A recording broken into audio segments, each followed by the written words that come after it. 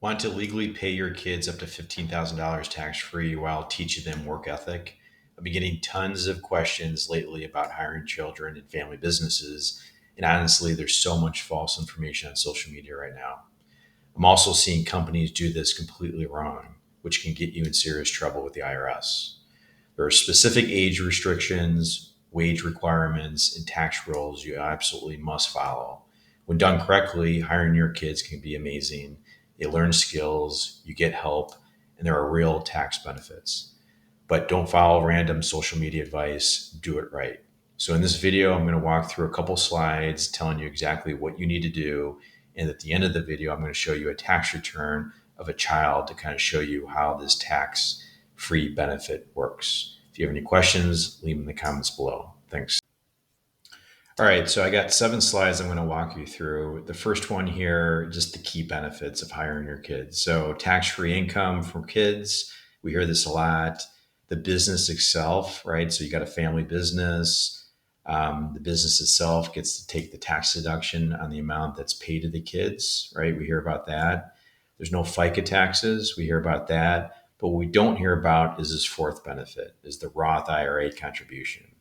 And this is what companies or parents that hire their kids for their businesses should be really thinking about, because now the kids have earned income, which is key to set up a Roth IRA. And if you hire your children, just say you're hiring them at age 7 or 8, and you're starting this Roth IRA plan for them, the earlier you start this, the better and the higher it's going to grow. So that should be the key benefit. Number 4 here, the Roth IRA contribution. There's other added benefits here, but this is the most important that I stress for our clients. So next up, entity structures. And this is where I see a lot of business owners kind of get this mixed up a little bit. So if you're sole proprietorship, single member LLC, you hire your child, you're exempt, or your child is exempt from Social Security, Medicare, and federal unemployment tax. Partnerships, right? Where the child's parents are running the business, the child is exempt from Social Security, Medicare, and federal unemployment tax.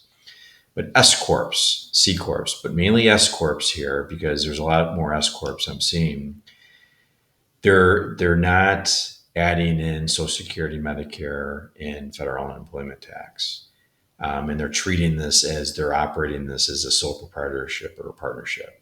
So if you're an S corp owner and you hire children, you still have to withhold Social Security, Medicare, and federal unemployment tax. You cannot miss this step. So in terms of entity structures, when hiring your children, this is something you want to think about. So if you're just starting a new business and one of the objectives is you're going to plan on hiring your child, make sure you kind of understand the different entity structures in which is going to work best for you. Next up, employment forms. So you're hiring your child. This is kind of like you're hiring another employee. So you got to make sure your child completes the W-4 form, and you can help them with that. You got to file the Form I-9. You got to file the quarterly payroll tax forms and annual tax forms, the Form 940, 941. So if you have other employees in your business and you're working with a payroll company, the 940 and the 941, that's going to be done automatically. You're just adding another employee to it. But you also have to issue your child a W-2 at the end of the year, right? In order to kind of get this benefit. If you're just paying your child money and you want to claim all these benefits, it's not going to work if you don't issue them a W-2. Now, my recommendation is to use gusto.com. It's a pretty simple payroll platform that will kind of do all this for you. They'll issue the W-2s, they'll file the 940, 941s for all you. They'll do the W-4 form and all that. There's another website out there called Track 1099, which will file some of the forms for you, but it's a lot of manually on your end that you got to kind of complete the forms, but they kind of manage the filings. Gusto will do everything for you. They'll withhold the taxes if that needs to happen. So it's a simple platform for smaller businesses. Next up, another important thing is documentation. You want to make sure you keep all records for all work that's performed by your child. Hours worked, wages paid. You want to retain copies of all employment forms. Okay. Now, in the notes to this video, I'm going to show you an example job description that you can use, copy, paste it, and edit it to what you're hiring your child for.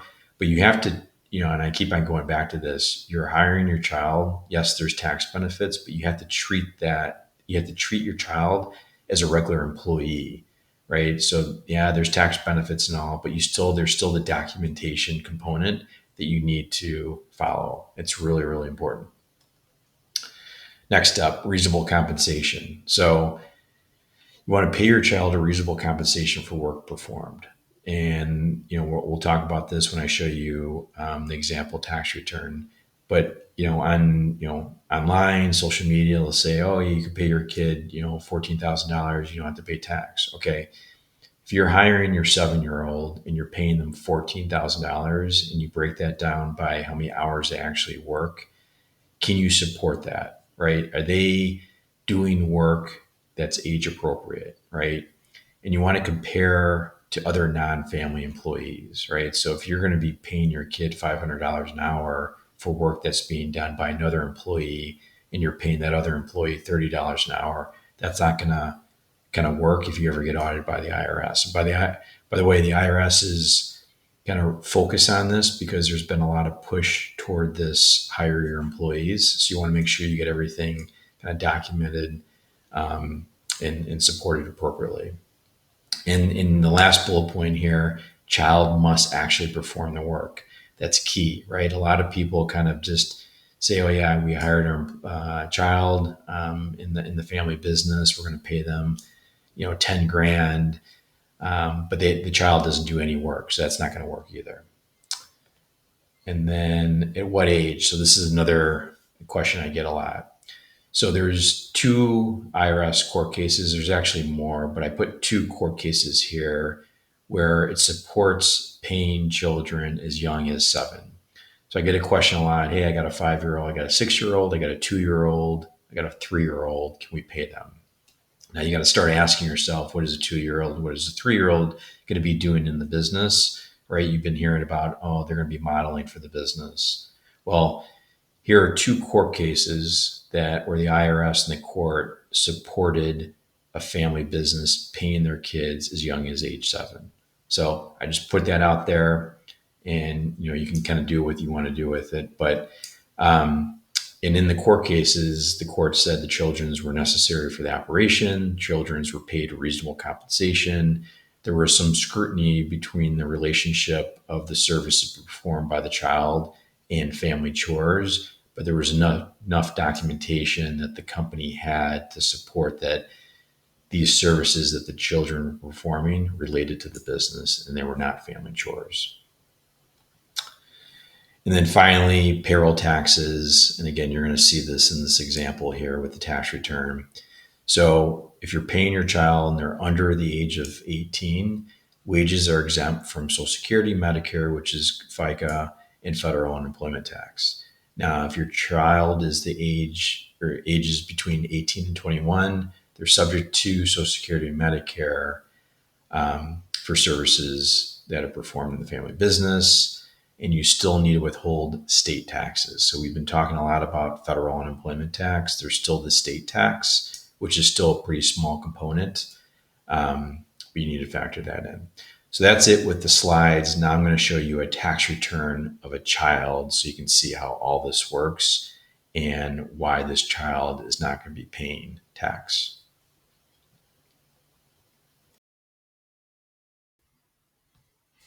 All right, so we have a child named Cameron. He's 10 years old, and he got a paycheck from his parents' business. So let's take a look at that paycheck. So it's a W-2, and he did work for them. There was an employment agreement and everything, and he was paid $9,000. Okay, and here's the W-2, and you can see here, and the parents had a partnership.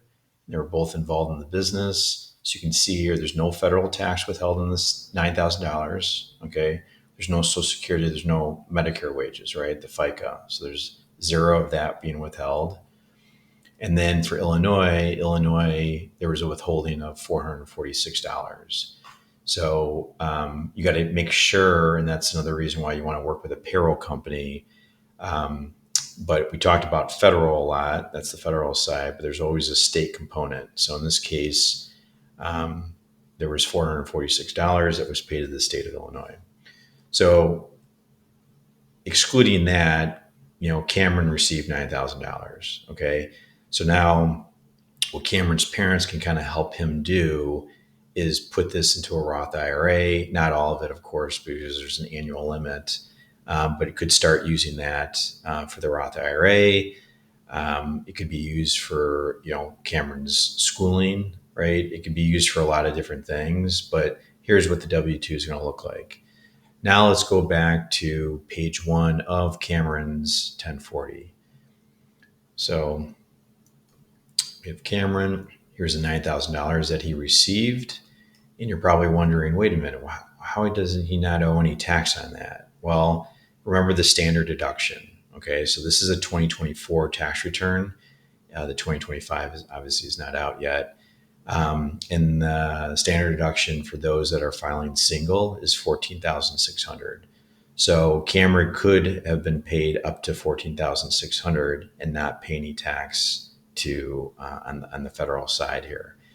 And that's what we're kind of, I want to draw your attention to here is the standard deduction. So in 2025, the standard deduction is $15,000. So you can pay your child up to $15,000 and technically not pay any tax, right? You can see here there's no tax due. But remember, Cameron is 10 years old, right? So you got to figure, what is Cameron doing in the business, right? That's earning him $9,000. If you're going to pay Cameron $14,000 and $14,600 for work, what support is that, right? Where's the support behind that? I'm not saying you can't, but you want to make sure that for a 10-year-old that they're getting paid appropriately. So just keep that in mind. So this is the last part of the whole video. I just wanted to kind of show you how this all works. In Cameron's case here, he was paid $9,000. Cameron is not going to pay, he doesn't owe any tax to the IRS. And then it's up to Cameron's parents and what they're going to do with this $9,000. It's technically Cameron's, he earned it. I think the smart thing to do is use a lot of this toward a Roth IRA setup. And if Cameron's going to be working in the business for a while, by the time he's 18, going into college, he's going to have built up a nice Roth IRA, which is nice to do.